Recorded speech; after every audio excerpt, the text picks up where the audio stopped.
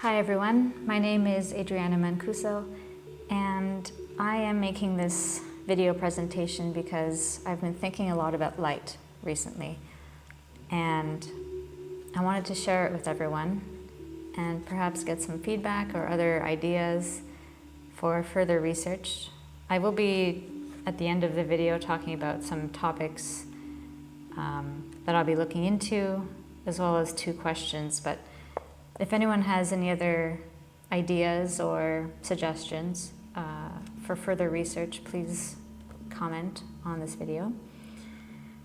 At the same time, I created a PowerPoint presentation, which you should see on your screen. And hopefully the images help you understand what I'm saying a bit better. So let's get into it. So I called these the tenets of source because I've been thinking a lot about light and source in general. And we'll talk about names later on as well, but this is what I've been thinking of recently. So, source has no beginning and no end. Source's awareness of itself has a beginning. Source is eternal. Source is free will. Source contains all lightness and all darkness. Separation is an illusion. Source is being. Source is isness. And source is. Here's a disclaimer. I figured I should include this should anyone take issue with my viewpoint, but I'm sure someone will. The following paper is a compilation of observations that have become more apparent to me as time progresses. I seek to understand what it is I am seeing, what is clearly visible and what is not. I have made reductions and simplifications only for the purpose of illustrating my observations in a manner that allows for further contemplation. These simplifications might provide the consequence of creating grand leaps in thought, which, depending on the audience, might become the reason to discredit the information presented or allow for the opening of creative, critical thought. I must tread carefully and speak correctly, for any faltering will give ammunition to those who seek a battle. My view is radical, controversial, and for some, perhaps will incite feelings of disapproval at best and anger or hatred at worst. I seek only to speak my own truth, now that I feel at liberty to do so. Please forgive me for any offense taken. This image I took from my balcony where I live. I live on the northern side of Sicily, and I am blessed to see beautiful sunsets regularly, at least every other night.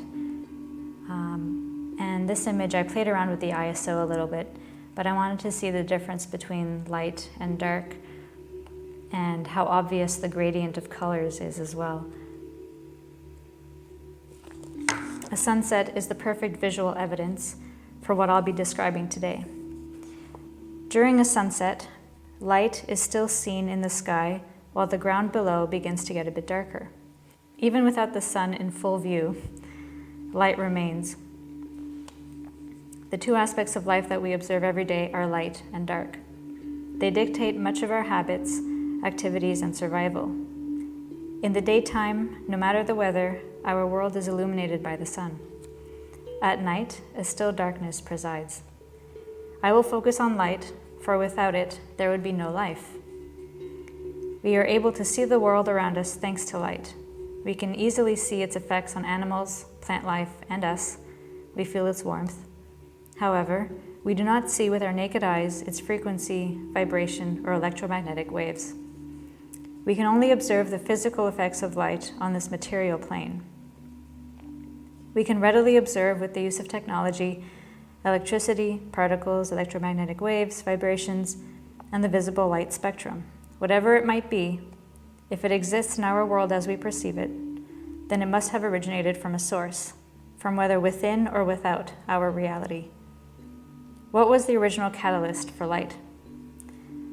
Some would expect you to believe in a Big Bang that created all life, that it was random, a fluke, and nothing more. But we live in a dynamic, dualistic universe of cause and effect, action and consequence. Nothing is random. With the correct combination of elements, a spark must cause a fire. The laws of our universe dictate hierarchies, structures, and cause and effect relationships. Suppose for a moment that this Big Bang were true, but its reality is different than what we have been told. What could have triggered such a marvelous explosion that had the effect of creating our known universe? Surely it must have been an incomprehensible power of magnitudes infinitesimally greater than we can imagine. Was the Big Bang a singular event that had happened only once in the history of the universe? Or, rather, is it a recurring process that creates parallel universes? Is each new Big Bang a new level of awareness? Is every new parallel universe a new playground, so to speak, where all the same laws apply, but events and consequences are different? And is there a purpose to it all? Was the Big Bang an explosion as we know them, or rather an epiphany? Consider for a moment the lit light bulb as a symbol of a sudden realization or understanding. Why is the sudden appearance of light the metaphor for awareness? Does an epiphany require forethought? And if yes, does this also not imply intelligence as a form of being alive? As light reveals what is hidden in darkness, it is a perfect metaphor for going from a misunderstanding to a sudden understanding. The creator of this universe, suddenly becoming aware of itself, explodes in a flash of light and creates our universe. Was this the Big Bang? In the act of knowing itself, the creator experienced itself as itself, thus creating a universe in full knowledge, wisdom, and light. And so light is God-mind. Light is the first sacred creation of this universe. From this light, all life sprang forth. We live in a universe of structures, hierarchies, and cause and effect because these are the consequences of the moving, active light that expanded when Source became aware of itself. Light is awareness, is thought, is Source. Therefore, Source is all there is, because Source just is. Notice how these seemingly separate elements are actually all manifestations of the same thing. They appear to be different, individual, but they are not. Why can we interact with these on a physical level? Examine this diagram of how they manifest on the physical plane. The waves, the type of wavelength, the scales, frequencies, and temperatures. I do not understand the mathematics involved, but I still understand that these energies, frequencies, and vibrations are the very fabric of our universe. White light is a combination of all colors in the spectrum. And the perception of color is the eye's perception of different wavelengths of light. Light is a vibration in the electromagnetic field, and sound is a vibration in a gas, liquid, or solid. White light, including sunlight, contains all the wavelengths and frequencies of the visible light spectrum. The colors, densities of objects, and all of physical reality as we see it are expressions and manifestations of energies, frequencies, and vibrations. If all frequencies and vibrations were the same and synchronized harmoniously, there would be no physical plane, and all would be a giant mass of the same. Why do humans float in water? The physical reasons are because we are made of water, we have oxygen in our bodies, and a large body of water is denser than we are.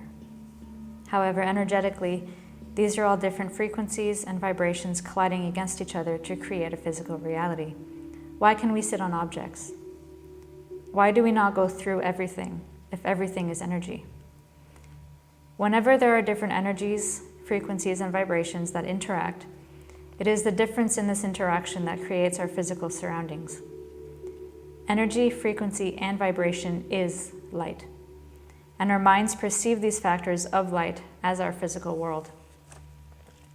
As Nikola Tesla once said, if you want to find the secrets of the universe, think in terms of energy, frequency, and vibration. If light naturally has a high frequency and high vibration due to its containment of all wavelengths and frequencies, does it not follow that we too should emanate a high frequency and vibration for our well-being and to be closer to Source? All is within white light, even the dark. This is a pretty famous scene. We don't need to go into too much detail about color theory here, but we can say that Luke Skywalker represents good and Darth Vader represents evil. If we go back to our visible light spectrum as well as the color wheel, we see that blue and orange are complementary colors, and they are visible in the image as well. Those colors are chosen specifically.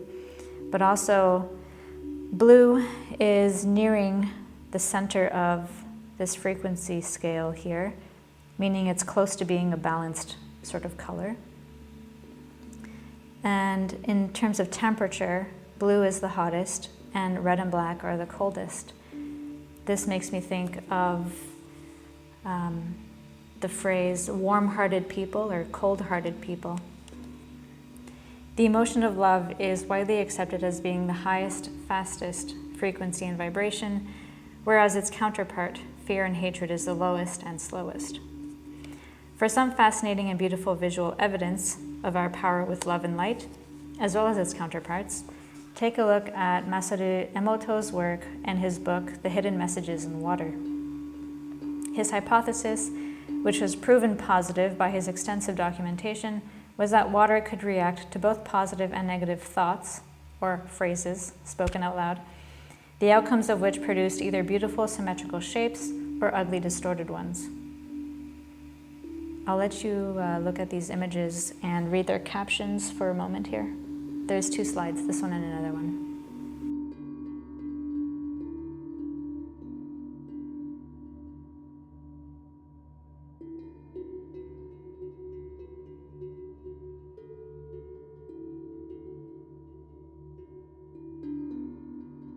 Consider too that some wine growers play classical music about love to help their grapes grow. Why? Plants are made of the physical, chemical components of life, as well as energies, frequencies, and vibrations. Because sound is another expression of energy, frequency, and vibration, and love is the highest form of these, the natural world is thus influenced by the energies, frequencies, and vibrations working upon it. Consider also the human body. We are made of the same components as everything else. Light, sound, colors are perceived by us and we react accordingly. The colors of the chakras correspond with the colors of the visible light spectrum. We can apply chakra blockages or overactivity to many people in the world today. But for fun, let's look at the Star Wars example one last time. The root chakra is red, and the throat chakra is blue. When the red chakra is blocked, a person is greedy, aggressive, fearful, insecure, feels self-pity, lust for power, is materialistic, and cynical. And these describe Darth Vader pretty perfectly. When the throat chakra is open, a person is expressive, trustworthy, a good communicator, and honest. Arguably, the traits of Luke Skywalker. Sure, we can spend all day arguing about Lucas's own knowledge of color theory and chakras and using those as a tool to create his characters and his stories. Or we can look at the similarities between the attributes of colors, the human body and system, and light and see the bigger picture. But in the end, we'd just be arguing and saying the same thing, only in different words. Some might call Source the creator. All that is, cosmic consciousness, one creator, the law of one, universal mind, cosmic mind, supreme being, God, God mind, because everything exists within Source, and Source is everything. All of these names are valid expressions of Source, but they also cause division. In Source, everything is possible. And that's why I've written all of these various spiritualities here. And of course there are more. These are just the first ones that came to mind. There's tons more. But Source includes everything. And so everything is legitimate. I would like to point out that I am quite aware of circular arguments about the beginnings of humanity and religion. Some of these include: did religion occur as humanity became consciously aware of itself and of another power that governs life? And how did humanity become conscious? Then, over time, did humanity create the gods themselves simply by thinking them into being? Some might say, however it began, whatever structures and beliefs are present in the world, it is because humanity created them and continues to create them. In the same vein of questioning, am I also creating Source and naming Source? Or is Source experiencing itself through me, thus continuously recreating itself? It's a catch-22. Is it the chicken or the egg first? Worse still, is not this line of questioning meant to confuse you rather than point in any particular direction, which in the end causes one to choose no direction at all? This being said, as we saw before, all beliefs or non-beliefs exist within Source. This is what I like to call, for lack of a better word, the Source sandwich. So the bread is light, Source, the macrocosm. And within it is the microcosm, us, every plane of reality, and Source basically encompasses everything. If you consider us to be the lettuce, there are planes above us and planes below us, but all in all, we are still part of Source. Here, one might encounter a potential moral and philosophical quandary. Many do not see past good and evil in our universe. That both are happening simultaneously is confusing for many. The question is always, if God is good, why is there evil? It is here where they do not seek further and stop at the plateau of the God pantheon. This question implies that there is a separation between good and evil, but there is no separation, as they are both part of Source. So there is neither good nor evil, but rather light and dark. In regards to the evil we see and experience in this physical world, the further removed we choose to be from light, the darker and more divided we and our world becomes. These are the hierarchies, but also the names of illusory divisions that prevent us from connecting directly to Source. Everything that is encompassed within Source is both light and dark, and all possibilities are real simultaneously. Source is always a whole, and it just is. Because Source is free to experience itself, and we are created from Source, we too are free to experience ourselves. This is our sacred free will. As such, everyone is free to choose between light and dark. For example, if we go back to a very common religious thought, the idea of the serpent, of Adam and Eve, relates to knowing the difference between light and dark. It was never evil nor original sin, but rather the knowledge of both light and dark, of free will and of choice, that freed humanity. Therefore, choosing one or the other is not going for or against good or evil, but rather with what frequency and wavelength a being attunes itself. I have always and will forever attune myself with love and light. But just as every color, vibration, frequency, and energy is represented in the visible light spectrum, so are people's attunements within the spectrum of light and dark. The spectrum of light and dark is the visible light spectrum, for they are both Source. I do not imply nor overly state that bad behavior is acceptable. I live and breathe in a space of love, and I condemn any acts against love.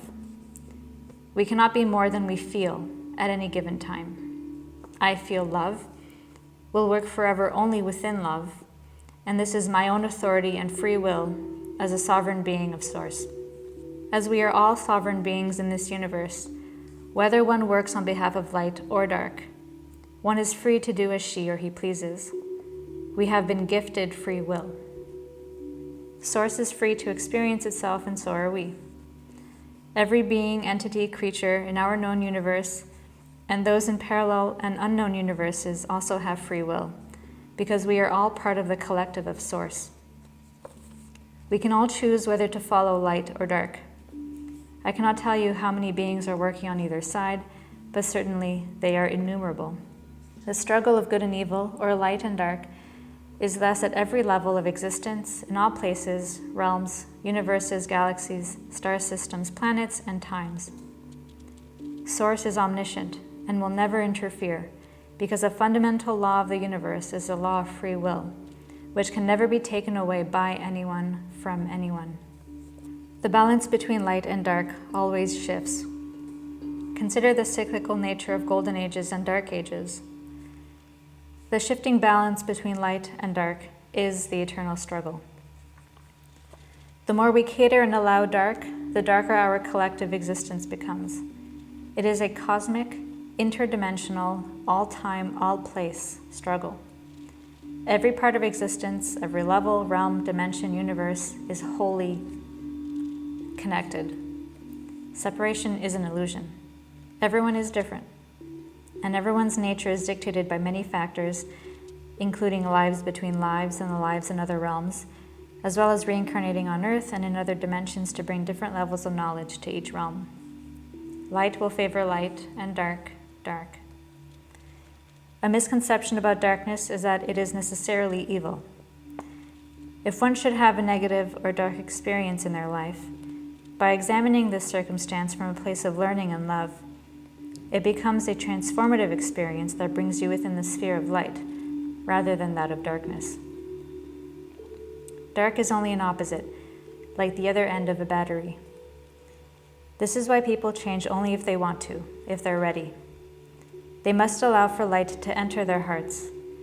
Trauma remains in a state of trauma until forgiveness and unconditional love are accepted by the individual, for themselves and for their situations. Love and change cannot be forced. If forced, no change will occur. The forcing of love will be felt by the individual as equal to the forcing of fear or hatred. Love must be accepted as freely as it is given, because love is the highest form of respect towards free will. We were created in the image of Source, because we are Source. Since we are a microcosm of a macrocosm, we are creators on a smaller scale and unfortunately have to abide by the physical laws that regulate our world. Our powers of manifestation are strong, but work differently. As we live in a cause and effect world, we must take physical action to manifest our creations. Perhaps as we ascend closer to Source, our creative capabilities will naturally increase. Energy flows where attention goes. Like attracts like, and equally, opposites attract. This too is awareness. Light expands in all directions, everywhere, all at once. As a result of Source becoming aware of itself, all of creation also continues to expand, in consciousness and otherwise, because with every new experience of becoming aware of oneself and Source, light is spread further. Time is linear, only on physical planes, and each physical plane has a different concept of time. Ours is controlled, moderated, modified, and presented in particular formats for particular goals. Do scientists observing the universe still consider it to be expanding or shrinking? And what does each scenario mean for light? The more light expands, the more light there is, but equally there will be as much darkness, all in equal measure. The eternal battle is not of good and evil, but rather the changing balance between light and dark. For example, when you know what is right, you immediately know what is wrong at the same time, because it is the opposite of right. Because dark exists as the natural opposite of light, it exists in its own measure at every level within Source. By choosing light or dark, do we expand the universe? As in, do we expand Source's awareness, thus extending both light and dark further into reaches unknown? Or, as we choose between light and dark, each soul makes their way to their respective frequencies, thus shrinking the universe into a unified but still dualistic field. Many people are afraid of death, but there's nothing to fear. When we die, we always see and know everything all at once, or our lives flash before us like a movie. We then walk towards light. I cannot say if those who work for the dark walk into an abyss, but they might do so. I'd like to think that light calls to them too, and even in that moment, they are free to choose to follow the light or head in the other direction. Death is only the ending of your physical body, which is your vehicle for accessing this physical plane. Everything else continues on, and in these next realms, you are able to learn from your life on earth and decide if you want to reincarnate, if you need a rest, if you'd like to try a different plane of existence, etc. Source is free to experience itself, and so are we. What Source has and is, we are on a much smaller scale. I've heard it said, and I'm sure you have too, that we choose to be reincarnated here. Some might feel stuck in a cosmic, karmic loop. Many of us search for a purpose, a reason to live in this restrictive, turbulent physical world. Why am I here? What is my purpose?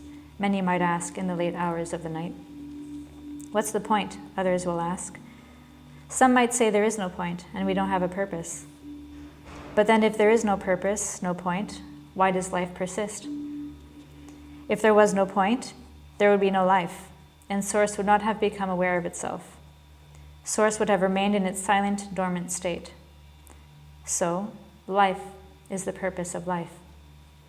Life exists because Source exists, and Source is all life. There is physical death because that is a natural law of any physical plane. But there is no eternal death because Source exists eternally, and we are a microcosmic scale of Source. By reincarnating, whether on this physical plane, another, or elsewhere, we continuously experience ourselves, and we continuously become aware of ourselves as coming from and being part of Source. If this answer feels unsatisfactory, consider that light is life, and by reincarnating, we bring light, life, and awareness to the darker parts of the universe. Or we reach new heights of light if we tend in the direction of light. Conversely, those who choose to bring darkness to the light parts of the universe consider this to be their mission as well. We do not need to force a purpose. Simply by existing, in whatever form, our purpose is fulfilled. Of course, we can choose in everyday life and after physical death other goals and aspirations, but it is not mandatory that you do anything. Radically, even those who choose darkness are still fulfilling their purpose. Darkness is part of light, inescapable from it, for they're both part of Source. Is there a finite amount of souls in the universe? If awareness of Source created all there is in the universe, is there a finite amount of all things, constantly being recycled in cycles of reincarnation? For example, let's say there are 50 quadrillion souls. Each soul experiences reincarnations in different times, universes, and dimensions. Because our souls do not die, how old are we really?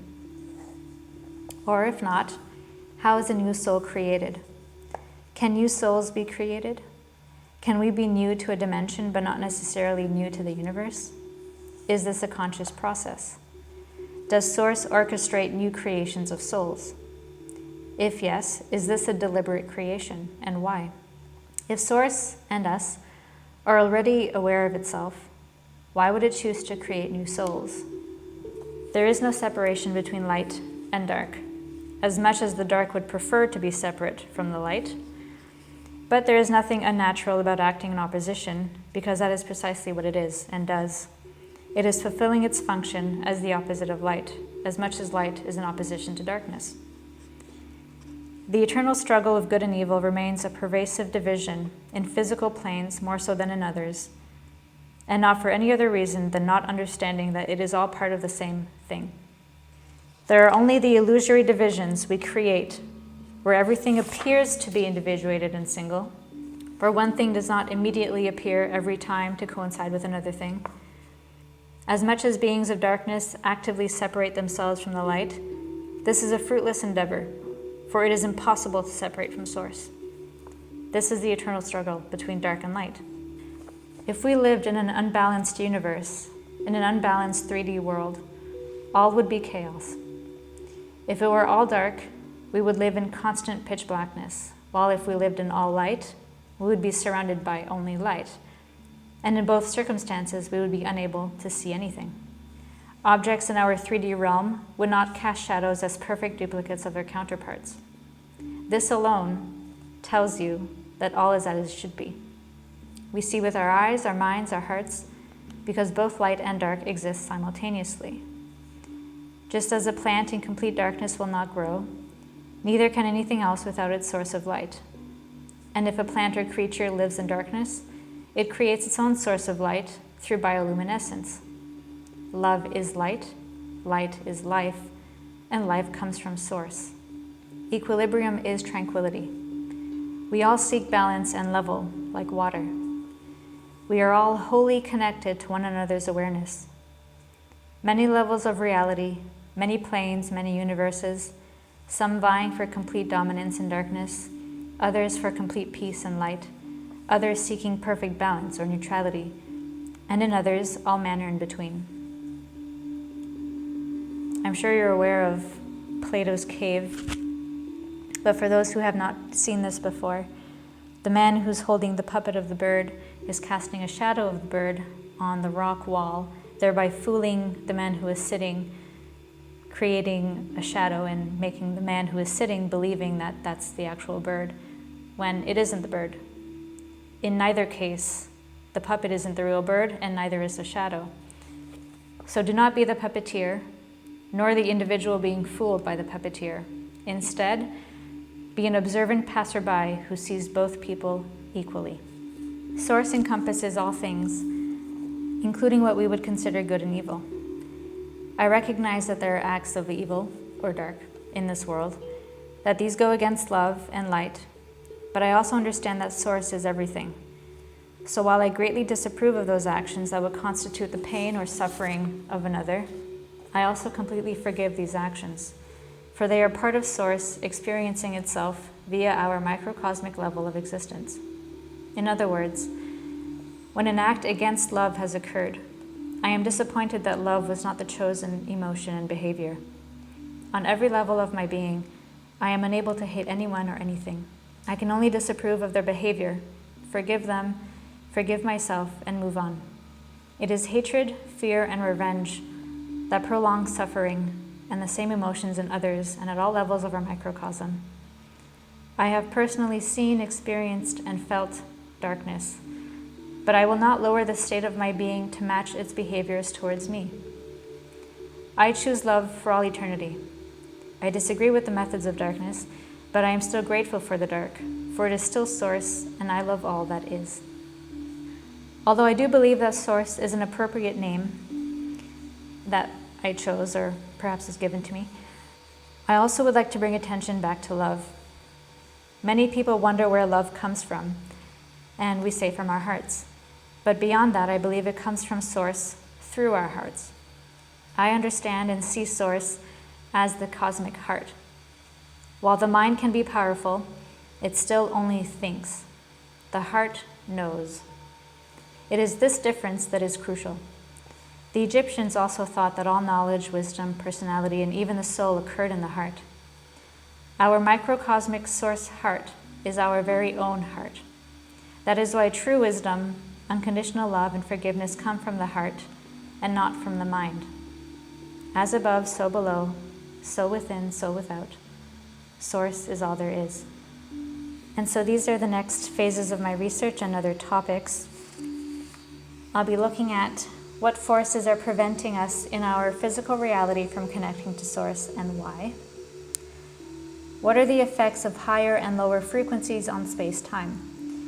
Does a lower frequency necessarily mean a more physically dense being, entity, thing, energy, or dimension, whereas a higher frequency means a purely energetic, as before, being an entity, thing, blah, blah, blah, i.e. 3D physical Earth versus 5D ethereal realm. And these are the topics of study: being afraid of the darkness and the unknown, tinnitus and hearing frequencies, vibration therapy medicine, frequency therapy medicine, color and its effects on humans and the biosphere, lasers and holograms, auras, forbidden knowledge, occult knowledge and alternative history, world events and agendas, free energy in the form of electromagnetic inventions, propulsion systems, acoustic levitation, orgone, energy, vortexes, radionics and scalar wave machines, gravity, quantum mechanics, superposition, CERN and the LHC, the Allais effect, eclipses, and so-called dark matter. As I said, this was just my preliminary research, I guess, or just my initial thoughts on light and source. And there's a lot to look at. There's a lot to research and read and ponder. And if you have any suggestions, please let me know. I'm curious what you all think about this. Questions are welcome. And I'll see you next time.